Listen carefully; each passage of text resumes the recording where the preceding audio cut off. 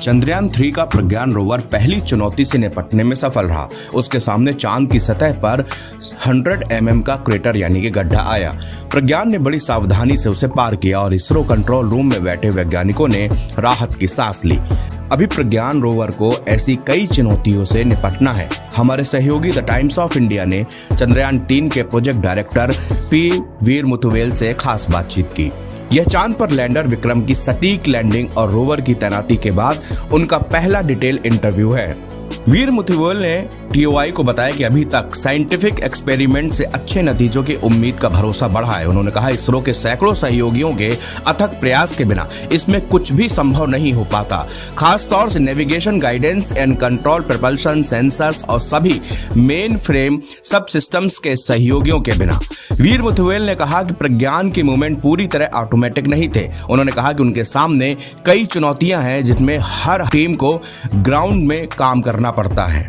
चंद्रयान 3 के project director ने बताया कि प्रज्ञान को चांद की सतह पर पॉइंट ए से बी तक मूव कराने में कई स्टेप होते हैं। हर रास्ते की प्लानिंग के लिए ऑनबोर्ड कैमरा का डेटा बेंगलुरु के इसरो कंट्रोल सेंटर में डाउनलोड किया जाता है।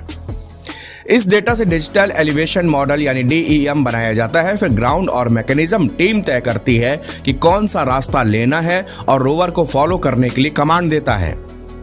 उन्होंने बताया कि रोवर मूवमेंट की कुछ सीमाएं हैं। हर बार नेविगेशन कैमरा जो तस्वीर भेजता है उनमें अधिकतम 5 मीटर तक का ही DEM बनाया जा सकता है। इसका मतलब यह है जब भी रोवर को चलने का कमांड दिया जाता है तो वह अधिकतम 5 मीटर की दूरी ही तय कर सकता है।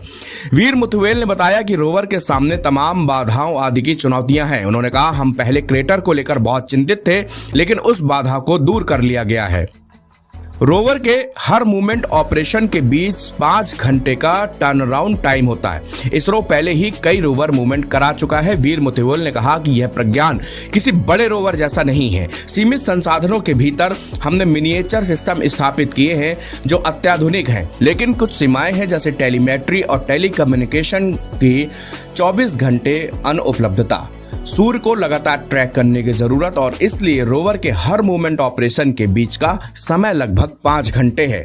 प्रोजेक्ट डायरेक्टर ने बताया, वहां सूरज स्थिर नहीं है। हर दिन 12 डिग्री का रोटेशन होता है, जिसे ध्यान में रखना जरूरी है क्योंकि लैंडर में 3 तरफ सोलर पैनल लगे हैं। रोवर में तैनाती योग्य सोलर पैनल हैं। रोवर से डेटा रेट भी लिमिटेड है क्योंकि यह विक्रम लैंडर से बात कर सकता है, फिर लैंडर से इसरो कंट्रोल रूम में डेटा डाउनलोड करता है। इसमें समय लगता है क्योंकि वैज्ञानिक साइंटिफिक डेटा का एनालिसिस करके अगला कदम का फैसला लेते हैं।